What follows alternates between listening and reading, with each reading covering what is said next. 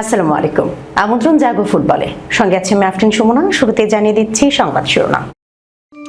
বড় শাস্তি পেয়েও ফিফার যে নিয়মের ফাঁক দিয়ে বেঁচে যেতে পারেন আর্জেন্টাইন তারকা লিয়ান্ড্রো পারেদেস। ভিনিসিয়াসের জন্য ট্রান্সফার মার্কেট কাঁপানো প্রস্তাব পাঠাচ্ছে আর্সেনাল। মেসি প্রত্যাবর্তনের ম্যাচে ড্র করল ইন্টার মায়ামি।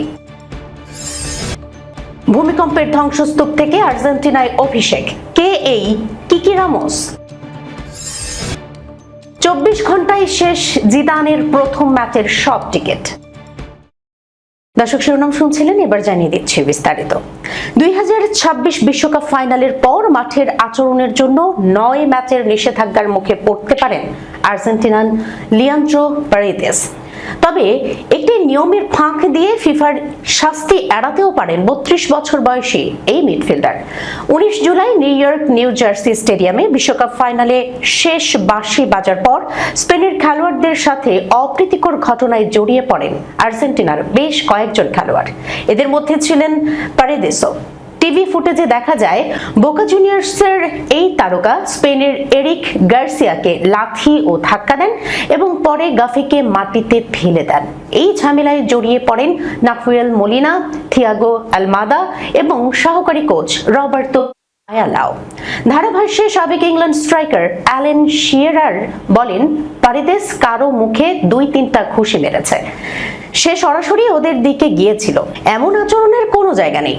তিনি আরো বলেন, আমরা জানি এই ম্যাচটা তাদের কাছে কতটা গুরুত্বপূর্ণ ছিল আর হারার কষ্টটাও কতটা বেশি, কিন্তু হারারও একটা নিয়ম আছে।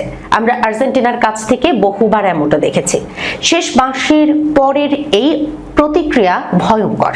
শুরুতে জানানো হয়েছিল রেফারি স্লাভকো ভিনচিচ পারেদেসকে সরাসরি লাল কার্ড দেখিয়েছেন। তবে পরে জানা যায় তখন এই মিডফিল্ডারের বিরুদ্ধে আসলে কোনো শাস্তিমূলক ব্যবস্থাই নেওয়া হয়নি। আর্জেন্টিনার খেলোয়াড় এবং আয়ালা শৃঙ্খলা বিধি ভেঙেছেন কিনা তা খতিয়ে দেখছে ফিফা। দ্য মিরর জানিয়েছে, ফিফার শৃঙ্খলা বিধির 14 নম্বর অনুচ্ছেদ অনুযায়ী প্রতিটি হিংসাত্মক আচরণের জন্য ন্যূনতম 3 ম্যাচের নিষেধাজ্ঞা প্রাপ্য। এর মানে 3টি অভিযোগেই দোষী প্রমাণিত হলে পারেদেসের নিষেধাজ্ঞা দাঁড়াবে মোট 9 ম্যাচ। তবে ফাইনালের পর দেওয়া কিছু মন্তব্যের কারণে ফিফার শাস্তি এড়ানোর সুযোগও থাকতে পারে পারেদেসের সামনে। আন্তর্জাতিক ফুটবল থেকে অবসর নিলে সহিংস আচরণের জন্য সম্ভাব্য 9 ম্যাচের নিষেধাজ্ঞা এড়াতে পারবেন পারেদেস। আর্জেন্টিনা দলে ভবিষ্যৎ নিয়ে জানতে চাইলে সাংবাদিকদের পারেদেস বলেন, আমি জানি না, এটা একটা প্রক্রিয়া, বিষয়টা হজম করতে হবে, ভালোভাবে ভাবতে হবে, তাড়াহুড়ো করে কোনো সিদ্ধান্ত নেওয়া যাবে না, এটা নিয়ে আলোচনা হওয়া দরকার। তবে শর্ত একটাই, ফিফা যদি 70 নম্বর অনুচ্ছেদ প্রয়োগ না করে, এই অনুচ্ছেদ প্রয়োগ করা হলে নিষেধাজ্ঞা বিশ্বব্যাপী সব ধরনের ফুটবল কার্যক্রমে প্রযোজ্য হবে। 2014 সালে এমনটাই ঘটেছিল লুইস সুয়ারেজের বেলায়। ইতালির জর্জিও কিয়েলিনিকে কামড় দেওয়ার পর উরুগুয়ের এই স্ট্রাইকারকে 4 মাসের জন্য ফুটবল সম্পর্কিত সব কার্যক্রম থেকে নিষিদ্ধ করা হয়েছিল। তবে এই ধরনের কঠোর ব্যবস্থা সাধারণত সবচেয়ে গুরুতর অপরাধের ক্ষেত্রেই নেওয়া হয়। তাই এবার ফিফা 70 নম্বর অনুচ্ছেদ প্রয়োগ নাও করতে পারে, এমন সম্ভাবনাই বেশি। দীর্ঘমেয়াদী নিষেধাজ্ঞা এলে হয়তো পারেদেসের হয়েই সিদ্ধান্তটা নিয়ে ফেলবে ফিফা, কারণ আন্তর্জাতিক ক্যারিয়ার শেষ করে দিলে তাকে আর কখনোই এই নিষেধাজ্ঞা ভোগ করতে হবে না।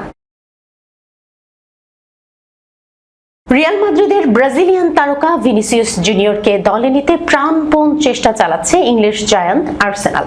এবার মাদ্রিদে পাঠানোর জন্য নতুন প্রস্তাব চূড়ান্ত করেছে গানাররা। সম্ভাব্য চুক্তিটি পুরো গ্রীষ্মকালীন ট্রান্সফার বাজার কাঁপিয়ে দিতে পারে বলে ধারণা করা হচ্ছে।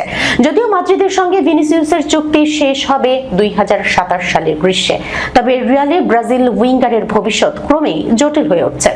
ক্রীড়াভিত্তিক সংবাদ মাধ্যম দ্য অ্যাথলেটিক এর প্রতিবেদনে বলা হয়েছে, ব্রাজিলিয়ান তারকার জন্য আনুষঙ্গিক খরচ সহ 145 মিলিয়ন ইউরোর একটি আনুষ্ঠানিক প্রস্তাব চূড়ান্ত করেছে আর্সেনাল।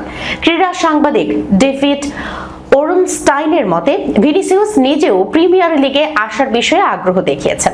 এটি নিশ্চিতভাবেই এমন এক চমকপ্রদ মোড় যা রিয়ালকে তাদের অন্যতম বড় তারকাকে ধরে রাখার প্রশ্নে চরম দুশ্চিন্তায় ফেলেছে। ব্রিটিশ গণমাধ্যমের খবর অনুযায়ী ভিনিসিয়াসের প্রতিনিধি সংস্থা রক নেশন এর সঙ্গে প্রাথমিক একটি সমঝোতায় পৌঁছেছে আর্সেনাল। অন্যদিকে দ্য সান এর প্রতিবেদন বলছে ব্রাজিলিয়ান তারকাকে লন্ডনে নিয়ে আসতে নিজেদের ইতিহাসের সবচেয়ে বড় চুক্তির প্রস্তাব দিতেও প্রস্তুত মিকেল আর্তেতার দল। পরিস্থিতি এখন রিয়াল মাদ্রিদের জন্য বেশ কঠিন। বিশ্বকাপ ফাইনালে স্পেনের বিপক্ষে হতাশাজনকভাবে হেরে গিয়েছিল আর্জেন্টিনা। 1-0 ব্যবধানের ওই পরাজয় কাঁদিয়েছিল লিওনেল মেসিকে। সময়ের সঙ্গে বেদনার ক্ষত শুকিয়ে আবার মাঠে নামলেন আর্জেন্টিনার অধিনায়ক। ফাইনাল হারের 13 দিন পর আবারও বল পায়ে মাঠে দেখা গেল মেসিকে। 53তম মিনিটে বদলি খেলোয়াড়ের বেঞ্চ থেকে মাঠে নামেন 39 বছর বয়সী ফরওয়ার্ড। কলম্বাস ক্রুর বিপক্ষে ঘরের মাঠে নো স্টেডিয়ামে অনুষ্ঠিত ম্যাচে 2-2 গোলে ড্র করেছে মায়ামি। ড্যানিয়েল পিন্টারের বদলে মাঠে নামেন মেসি। ষষ্ঠ বিশ্বকাপ খেলে মাঠে তিনি প্রবেশ করেন বীরের বেশে। তাকে স্বাগতিক দর্শকরা বিপুল সংবর্ধনা দেন। এমএলএসের বড় তারকার প্রত্যাবর্তন স্বপ্নের মতো হতে পারত। মাঠে নামার 3 মিনিট পর পেনাল্টি বক্সের ডান পাশে লুইস সুয়ারেজের একটি পাস পান তিনি। বাঁ পায়ের জোরালো শট নেন। সাউথ ফ্লোরিডার দর্শকরা জালে বল জড়ানোর অপেক্ষায় ছিলেন, কিন্তু না, কাছের পোস্ট ঘেঁষে বল মাঠের বাইরে যায়। হতবাক হয়ে যান দর্শকরা। ওই গোলে মায়ামি 3-1 ব্যবধানে এগিয়ে যেতে পারত। প্রথমার্ধে উরুগুয়ান তারকা সুয়ারেজের ঝলকে 2 গোলের লিড পায় স্বাগতিকরা। তার প্রথম শট কলম্বাস গোলকিপার প্যাট্রিক শুল্টের মাথার উপর দিয়ে জালে জড়ায়। তারপর নোয়াহ অ্যালেনকে দিয়ে দ্বিতীয় গোল করান তিনি। মায়ামি 2 গোলের লিড নিয়ে হাফ টাইমে যেতে পারেনি। ব্রাজিল মিডফিল্ডার ক্যাসেমিরো ঘরের মাঠে অভিষেকের দিনে আত্মঘাতী গোল করেন। তারপর ব্রাইস মেন্দেজের ফ্রি কিক থেকে 84তম মিনিটে জাল খুঁজে পায় কলম্বাস এবং মায়ামিকে পুরো 3 পয়েন্ট নিতে দেয়নি। মেসির ক্লাব ও আন্তর্জাতিক সতীর্থ রদ্রিগো দি পল এদিন মায়ামির শুরুর একাদশে ছিলেন। মেসির সঙ্গে তিনিও বিশ্বকাপের পর বিশ্রামে ছিলেন। শিকাগো ফায়ার ও সিএফ মন্ট্রিয়েলের বিপক্ষে দুজনের কেউই খেলেননি। নিয়ম অনুযায়ী এমএলএস অল স্টারের হয়ে না খেলার নিষেধাজ্ঞা থেকে রেহাই পান তারা। আর্জেন্টিনার জার্সি গায়ে লিওনেল মেসি, হুলিয়ান আলভারেজদের সঙ্গে একজন কৃষ্ণাঙ্গ ফুটবলার খেলছেন। দৃশ্যটা একটু অভিনবই। সেই ব্যাপারটাই করতে পারে অনূর্ধ্ব 17 দলে আকাশে নীল জার্সি গায়ে মাতাচ্ছেন কিকি রামোস নামের এক তরুণ। আর্জেন্টিনায় বর্ণবাদ নিয়ে নানা রকম অপবাদ থাকলেও রামোস জানাচ্ছেন তিনি এখন পর্যন্ত দেশটিতে এমন অভিজ্ঞতার শিকার হননি। তার আগে রামোসের কাহিনীটা জেনে আসা যাক। 2010 সালের 12 জানুয়ারি হাইতির মাটি কেঁপে ওঠে 7 মাত্রার ভূমিকম্পে। 2 লাখের বেশি মানুষের প্রাণ কেড়ে নেওয়া সেই বিপর্যয়ের কেন্দ্র ছিল রাজধানী পোর্ট অফ প্রিন্স থেকে মাত্র 15 কিলোমিটার দূরে। সেখানেই এক অনাথ আশ্রমে যারা বেঁচে যায় তাদের মধ্যে ছিলেন 8-9 মাস বয়সের স্টেফান রামোস। ভূমিকম্পের আগেই এক আর্জেন্টাইন পরিবার তাকে দত্তক নেওয়ার প্রক্রিয়া শুরু করেছিল।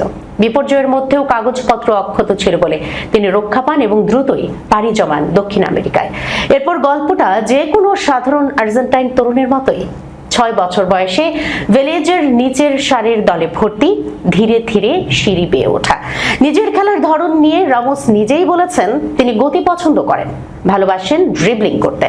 সেই বৈশিষ্ট্যই কাজে লাগান জুলাইয়ের শেষে ইকুয়েডরের বিপক্ষে 2টি প্রীতি ম্যাচে। প্রথম ম্যাচে বদলি হয়ে নেমে অভিষেক, আর আতালান্তার লিওন কোলবোভস্কি স্টেডিয়ামে দ্বিতীয় ম্যাচে প্রথমার্ধে পিছিয়ে থাকা আর্জেন্টিনাকে সমতায় ফেরানো একমাত্র গোলটি এলো তার পা থেকেই। ফুটবল কিংবদন্তি জিনেদিন জিদানকে নিয়ে দর্শকদের উন্মাদনা কতটা তা প্রমাণ মিলল আবারও। ফ্রান্স জাতীয় দলের কোচ হিসেবে দেশের মাটিতে তার প্রথম ম্যাচের সব টিকিট বিক্রি হয়ে গেছে একদিনেরও কম সময়ে। আগামী 2 অক্টোবর উয়েফা নেশনস লিগের ম্যাচে ইতালির মুখোমুখি হবে ফ্রান্স। 80,000 দর্শক ধারণ ক্ষমতার ঐতিহাসিক স্টাদ দ্য ফ্রান্স স্টেডিয়ামে অনুষ্ঠিত হতে যাওয়া এই ম্যাচের কোনো টিকিট আর বাকি নেই বলেই নিশ্চিত করেছে ফরাসি ফুটবল কর্তৃপক্ষ। দীর্ঘ 14 বছর দায়িত্বে থাকা দিদিয়ের দেশম সরে যাওয়ার পর পর ফ্রান্স দলের নতুন কোচ হয়েছেন জিদান। তাকে ঘিরে ফরাসি ফুটবল ভক্তদের প্রত্যাশা অনেক বেশি। সবাই আশা করছেন জিদানের হাত ধরে ফ্রান্স আবারও বিশ্ব ও ইউরোপীয় ফুটবলের ট্রফি জিতবে। তবে দেশের সমর্থকদের সামনে দাঁড়ানোর আগেই জিদানের কোচিং পর্ব শুরু হয়ে যাবে। আগামী 25 সেপ্টেম্বর তুরস্কের মাটিতে নেশনস লিগে খেলবে ফ্রান্স। এর 3 দিন পর একই প্রতিযোগিতার দ্বিতীয় ম্যাচে বেলজিয়ামের মুখোমুখি হবে তার দল। ম্যাচটি হবে বেলজিয়ামে। ঘরের মাঠে জিদানকে প্রথমবার জাতীয় দলের কোচের ভূমিকায় দেখা যাবে 2 অক্টোবর প্যারিসে। এরপর 5 অক্টোবর প্যারিসেই বেলজিয়ামের বিপক্ষে ফিরতি ম্যাচ। ফরাসি সংবাদ মাধ্যম RMC জানিয়েছে সেই ম্যাচেরও প্রথম ক্যাটাগরির সামান্য কয়েকটি টিকিট ছাড়া সব বিক্রি হয়ে গেছে। বোঝা যাচ্ছে জিদানের এই নতুন অধ্যায় শুরু হতে যাচ্ছে উপচে পড়া গ্যালারির সামনেই। দর্শক, এই ছিল এখনকার মতো জাগো ফুটবলে। যাবার আগে শিরোনামগুলো জানিয়ে দিচ্ছি আরো একবার। বড় শাস্তি পেয়েও ফিফার যে নিয়মের ফাঁক দিয়ে বেঁচে যেতে পারেন আর্জেন্টাইন তারকা লিয়ান্ড্রো পারেদেস। ভিনিসিয়াসের জন্য ট্রান্সফার মার্কেট কাঁপানো প্রস্তাব পাঠাচ্ছে আর্সেনাল। মেসি প্রত্যাবর্তনের ম্যাচে ড্র করলো ইন্টার মায়ামি। ভূমিকম্পের ধ্বংসস্তূপ থেকে আর্জেন্টিনায় অভিষেক। কে এই কিকি রামোস? 24 ঘন্টায় শেষ জিদানের প্রথম ম্যাচের সব টিকিট। এখনকার মতো এই পর্যন্তই। এতক্ষণ পর্যন্ত যারা সঙ্গে ছিলেন সবাইকে ধন্যবাদ। আল্লাহ হাফেজ।